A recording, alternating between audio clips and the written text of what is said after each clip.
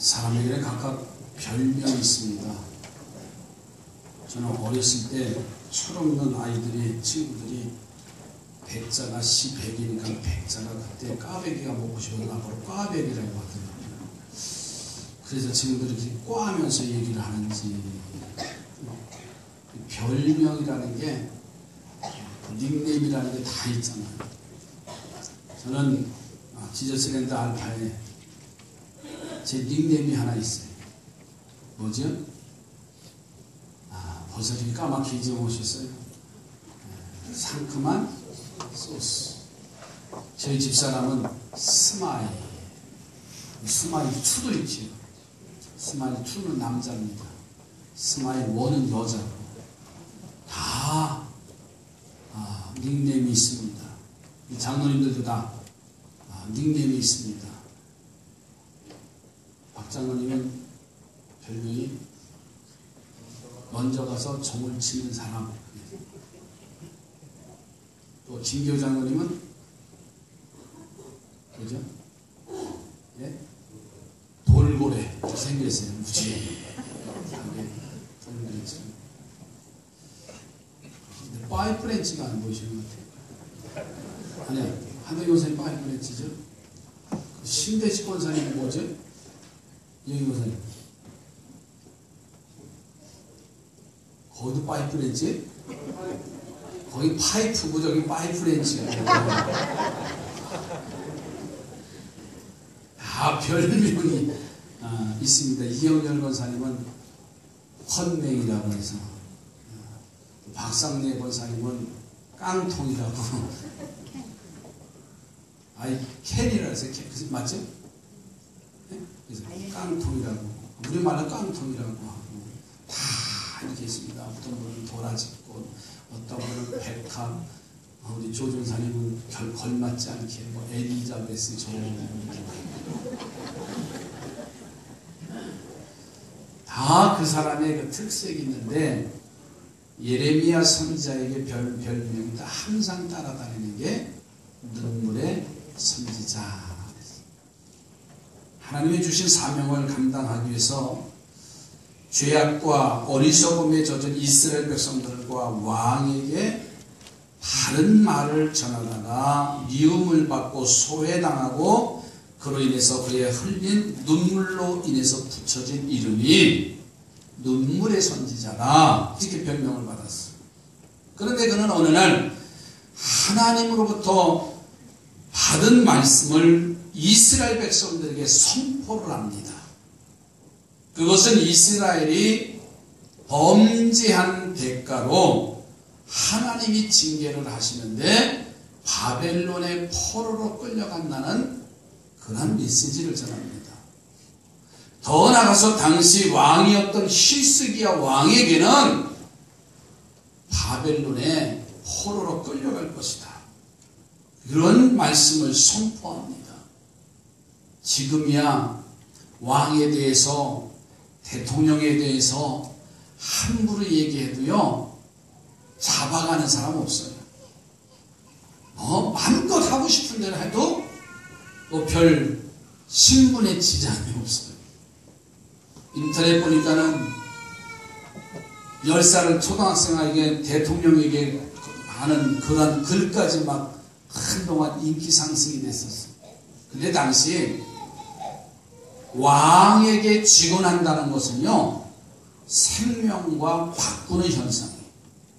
왕의 잘못, 왕의 실수를 함부로 말할 수 없는 그런 시대의 신과 같은 존재 앞에 예레미야 선지자가 바벨론의 포로로 끌려갈 것입니다. 이스라엘은 망할 것입니다. 라고 당당하게 말합니다. 이 이야기를 들은 시드기야 왕은 노발대발을 하지요. 하나님의 선지자인 예레미야를 체포를 해서 왕궁의 시대 뜰에 감옥에 가둬드립니다. 사람들 중에는요, 자신의 잘못을 지적하는 말을 들을 때 두 가지 반응이 나타납니다. 나 자신의 잘못을 지적당했을 때 회개하는 사람이 있는가 하면은 더 일을 안 하고 악해지는 사람이 있어요. 다윗과 같이 선제 나단 선제를 통해서 왕의 잘못을 지적하니까는 다윗은 눈물을 흘리며 밤을 새며 묘가 침상에서 젖을 정도로 회개의 운동이 일어난 왕이 있는가 하면은 이 시드기야 왕처럼 잘못을 지적하니까는 더 노발대발하고 악이 더 드러나고 그를 이제 시위대들의 가두는 그런 모습을 볼 수가 있습니다. 예레미야가 감옥에 그래서 갇혀 있는 동안에 예언의 말씀대로 바벨론은 침략을 이제 감행해서 이 유다의 수도가 커진 이제 함락될 위기에 처합니다. 그때 감옥에 있는 예레미야 선지자에게 하나님의 말씀이 임하는데 그 말씀이 뭐냐면 내 사촌 동생인 하나멜이 너를 찾아와서 저 아나돗에 있는 땅을 사라는 요청을 하게 되면 너는 앞뒤 가리지 말고 그 동생 하나멜이 와서 땅을 사라는 그 땅을 매매 증서를 주고 은 17세계를 주고서는 그 땅을 사라는 명령입니다. 자, 그래서 아나돗이 면회를 와서 이 예레미야에게 땅을 사라고 하니까는 예레미야가 하나님의 주신 명령, 말씀을 가지고서는 그 땅을 사고 매매 증서를 하고 임봉을 하고서는 바룩이라고 하는 사람에게 그것을 관리하도록 했습니다. 그리고 하나님의 명령하신 대로 멸망을 앞둔 유다에게 소망의 메시지를 전합니다. 오늘 본문 15절 좀 가서 보시지요. 만군의 여호와 이스라엘의 하나님 이와 같이 말씀하시느니라. 사람이 이 땅에서 집과 밭과 포도원을 다시 사게 되리라 하셨다 하니라. 이 말씀을 받게 됩니다. 자, 본문 속에서 똑같은 상황 속에서 전혀 다른 삶을 사는 사람들을 발견하게 되는데, 그리고 그것이 우리들에게 아주 귀한 교훈을 주는 말씀이 오늘 본문의 내용의 말씀이에요. 그래서 오늘 이 아침에 이 교훈을 함께 깨달으면서 은혜를 나누고자 합니다. 한번 따라 합시다. 값비싼 소망을 소유한 자가 되자. 값 있는 소망을 소유할 수 있는 우리 삼산의 성도들로 세워져 가시기 바랍니다. 첫째로 소망을 파는 사람, 하나멜이라는 사람을 한번 보세요. 이 하나멜은요 아주 약삭빠른 사람이에요. 요즘 말로 표현한다면요 아주 현실감이 뛰어난 사람이에요. 하나멜은 세상적인 이익을 위해서는요 물불 가리지 않고 덤벼드는 사람이 이 하나멜이라는 젊은이에요. 당시 바벨론은 유다의 수도 예루살렘을 다 포기하고 있는 상황입니다. 그리고 그 성에 예루살렘 성의 함락은 시간을 다투는 그러한 절대절명의 위기의 사실은 분명하지요. 그리고 자기의 땅이 있는 이 아나돗에 있는 땅을 소유한 것은 이미 바벨론이 지배하고 있는 땅이에요.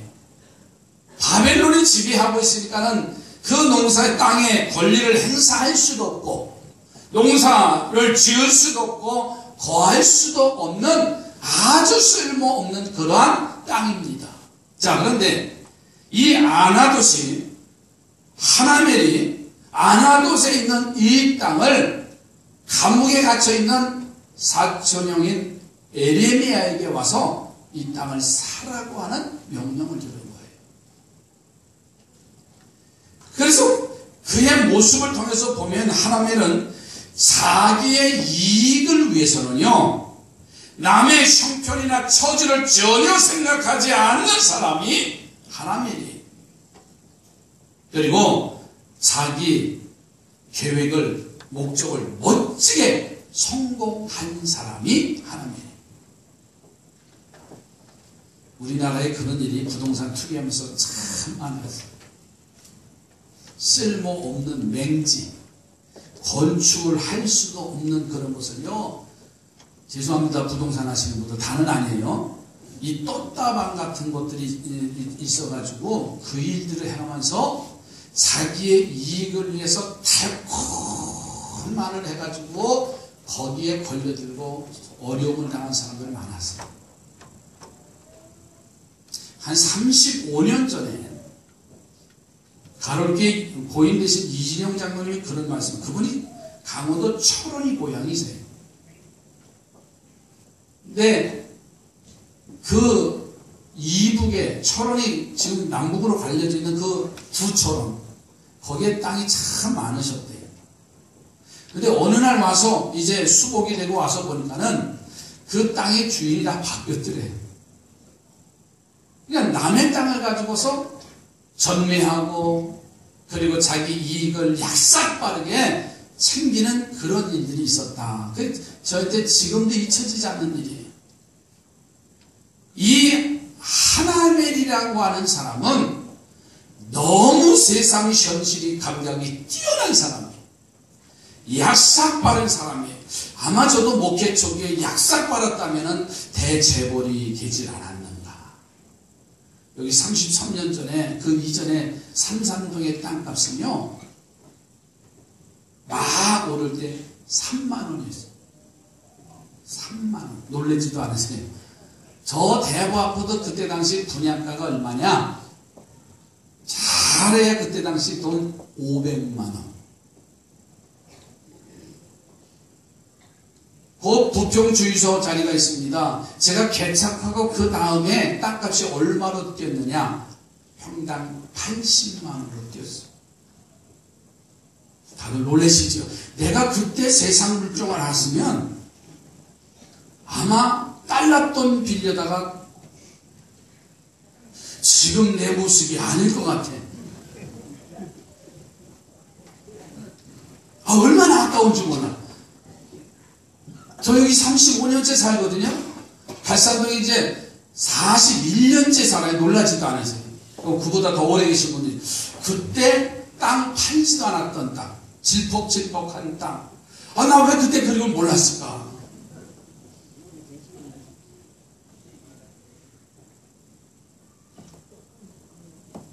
하나님의 일이 바로 그거예요. 당신은 쓸모없는 땅인 것 같은 그 땅을 그 감옥에 갇혀있는 형 사촌형 에레미야에게 가서 형, 저 땅이 있는데 아마 요즘 말로 내가 조금만 있으면 투기하면은 내가 형한테 줄 테니까 그거 가지고 있다가 반년이 다음에 큰 재벌이 될 거야. 별의별 가문이설을 얘기했을 것 같아. 한떼기의 땅을 판 이 하나님을 보세요. 그 땅을 판 게 아니라 사실은요, 자신의 영혼과 자신의 소망을 팔아버린 그런 젊은이. 오늘 우리가 사는 이 사회와 교회 속에 이런 사람이 있다는 사실이 얼마나 불쌍합니까? 현재의 이익만을 볼 줄 알지 미래의 내일을 볼 줄 모르고 하나님의 섭리하시는 손길을 볼 줄 모르는 그 사람. 현재의 작은 이익을 귀하게 여기는 자는 영적 실패자입니다. 오늘의 이 작은 이익 때문에 하나님의 축복하실 내일을 값없이 여기기 때문에 그래요. 옆에 부르고 축복하시다 소망을 파는 자가 되지 않기를 바랍니다. 그냥 작은 이익이라고 한다면요, 거기에 혈안이 돼가지고 물불안 가지고 그런 소망을 하는 사람은 되지 말아야 되잖아요. 이 약삭빠른 하나님 같은 사람을 부러워하지 마세요. 또 그렇게 행하지도 마세요. 우리는 이런 사람을 충분히 여기는 영적 눈을 갖기를 주의 이름으로 축복합니다. 한번 사자성어에 조삼모사라는 사자성어가 있습니다. 원숭이를 기르는 사람이 매일 간식으로 아침 저녁으로 원숭이에게 간식을 때 도토리를 주는 거예요. 아침에는 도토리 4알을 주고 아침에는 도토리 3알을 주고 저녁에는 도토리를 4알을 이제 주는 거예요. 그랬더니 이 원숭이가 불만을 품는 거예요. 왜 적게 주냐고. 그래서 이 원숭이를 기르는 주인이, 야, 그러면 내가 아침에 도토리 4알을 주고 저녁에 도토리 3알을 주면 어떠냐 했더니 이 원숭이가 그렇게 좋아서 박수 쳤대잖아요. 이게 조삼모사예요. 아침에 3개를 먹나 아침에 4개를 먹고 다 일반이죠. 똑같은 일이에요. 그런데 그거 가지고서는 원망하고 불평하고 주인에게 대들고, 성경에 이런 원숭이 같은 삶을 산 사람들의 이야기가 여기저기에서 많아요. 요즘 창세기서 아브라함의 조카 롯을 보세요. 소돔성을 택한 그의 모습, 그의 아내와 자식들이 다 멸망당합니다. 그의 아내는 소금기둥이 됩니다. 자식들은 암몬과 모압이라는 저주받은 백성의 조상이 되어졌잖아요. 가룟 유다 보세요. 손에 쥐어지는 은삼십 때문에 자기의 거룩한 제자의 직분까지 내려버리고 예수님을 팔아버리는 가룟 유다 보세요. 자기 손에 은삼십을 쥐어봤지만은 쓰지도 못하고 비참한 삶을 마감하는 것을 보세요. 에서의 모습을 보세요. 동생 야곱에게 배고프다고 장자의 축복권을 팥죽 한 그릇에 팔았다는 걸 우리가 너무나 잘 알아요. 바로 소망을 파는 사람이에요. 가장 거룩한 것을 내어던지는 사람이에요. 이들의 모든 공통점은요, 소망을 팔아버린 사람이에요.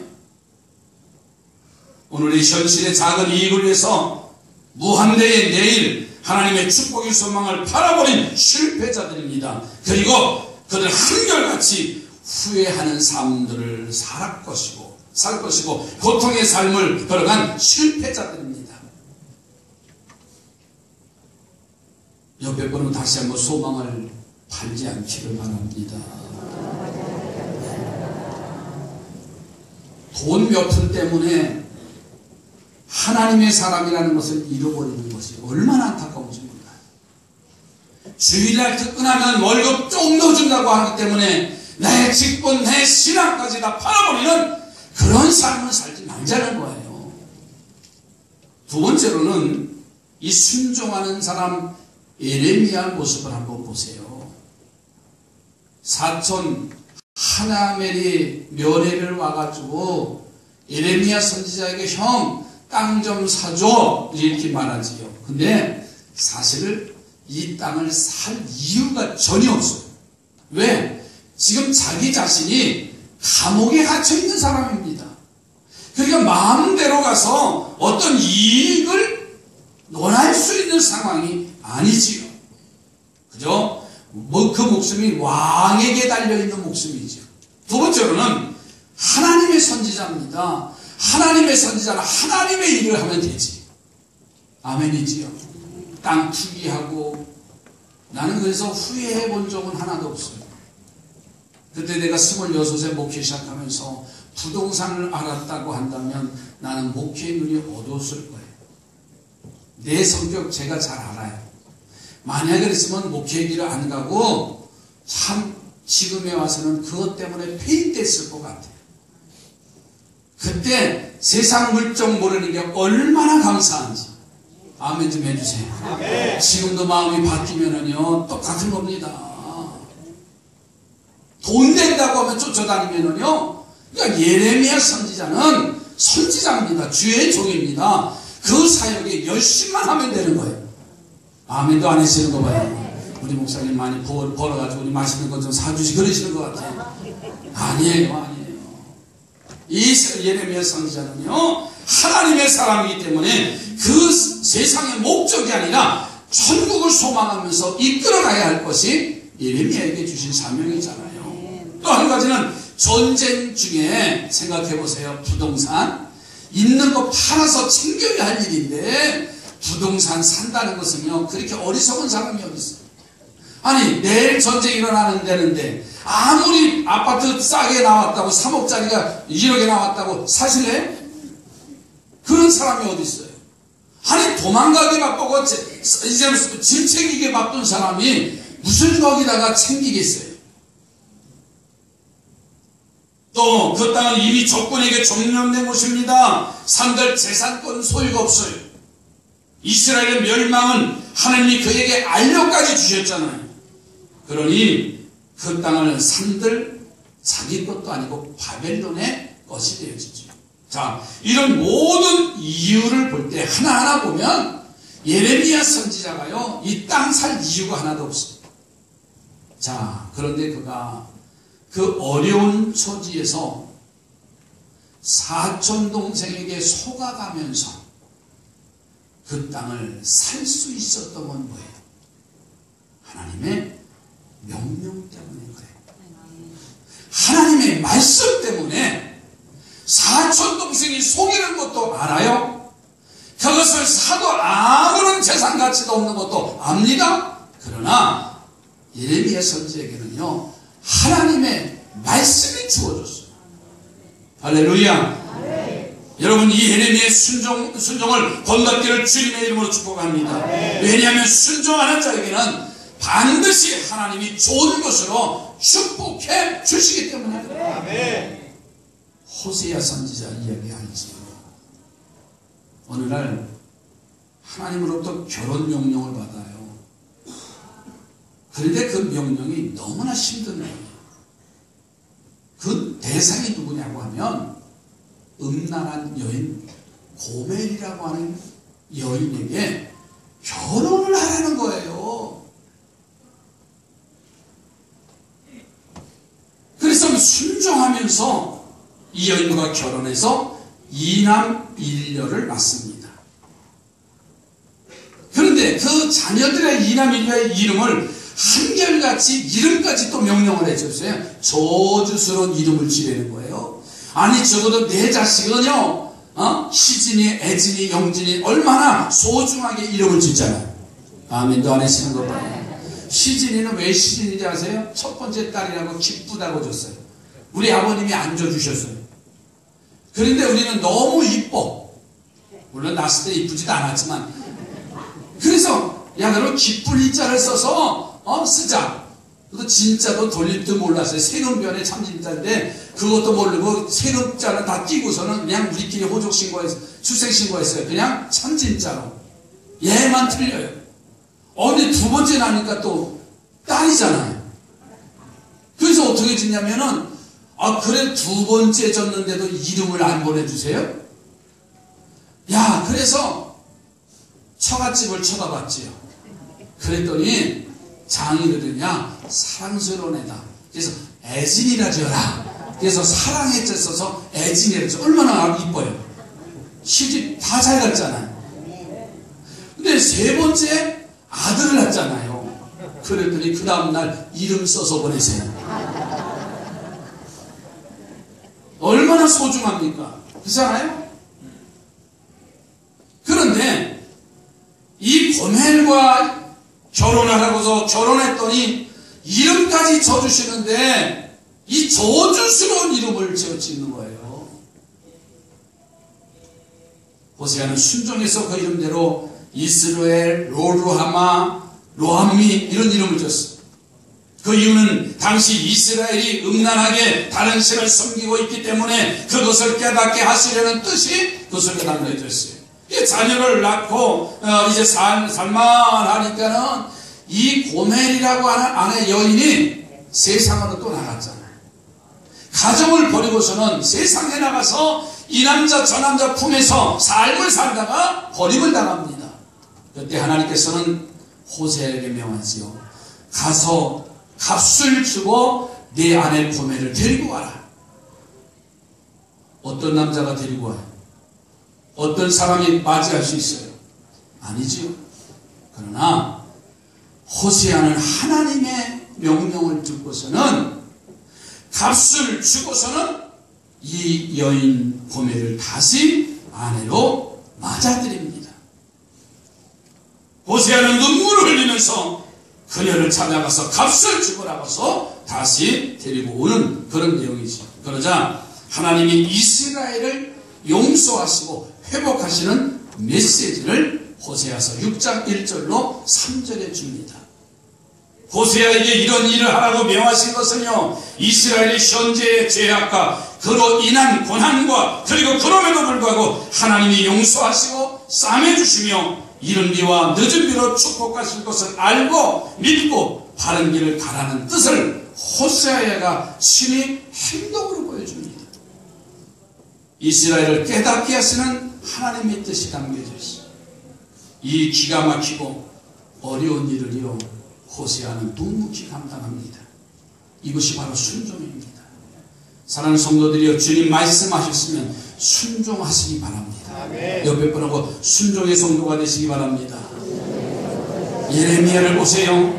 이익이 되지도 아니하고 사촌 동생에게 배신을 당하고 이용을 당하는 것 같지만 하나님이 명령하시니 그 말씀 그대로 그 땅을 사요. 전 재산 한 개씩 양을 드린 사르밧 가브를 보세요. 귀한 아들을 드린 아브라함의 순종의 모습을 보세요. 그리고 감옥에서 땅을 사라는 하나님의 명령에 순종한 이 예레미야 같이 오늘 우리는 순종하면 됩니다.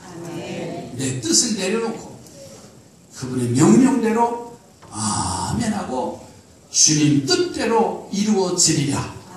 이 고백이 우리를 행복하게 한다는 거예요. 세 번째로는 이 소망을 비싸게 사는 예레미야의 모습입니다.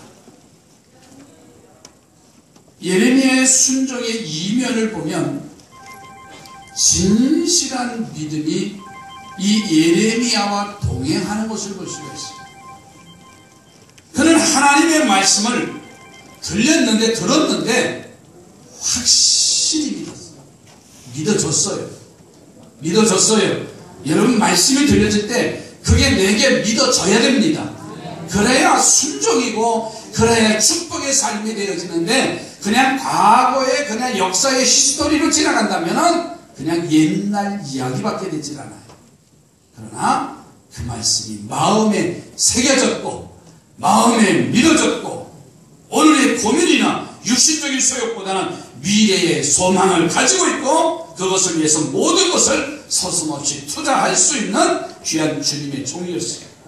그가 사촌의 죄를 허락하여 감옥에 있고 살 이유가 없음에도 불구하고 그 땅을 산 것은요, 하나님이, 따라갑시다, 하나님이 앞으로 회복시켜 주실 것이다.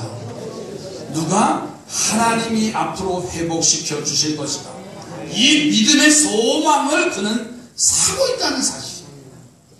즉 한 덩어리의 땅을 산 것이 아니라 회복시켜 주실 하나님의 손길을 믿는 믿음을 그가 샀다는 사실이에요. 장래를 바라보는 소망을 예레미야 선지자가 산 거예요. 옆에 분은 다시 한번 축복하여 소망을 사시기 바랍니다. 믿음을 사시기 바랍니다. 믿음과 소망을 사는 게 그렇게 중요한 것인데 우리는 현실 앞에 보이는 그것만 물질만 살고 명예만 살려다 보니까 다 내일을 잃어버리고 말아요. 그러기에 오늘 우리는 고난을 두려워하지 않기를 바랍니다. 하나님이 축복하실 것을 믿고 오늘의 역경을 축복으로 바꿔주실 것을 믿고 오늘의 고난과 시련을 이겨나가기를 주의 이름으로 축복합니다.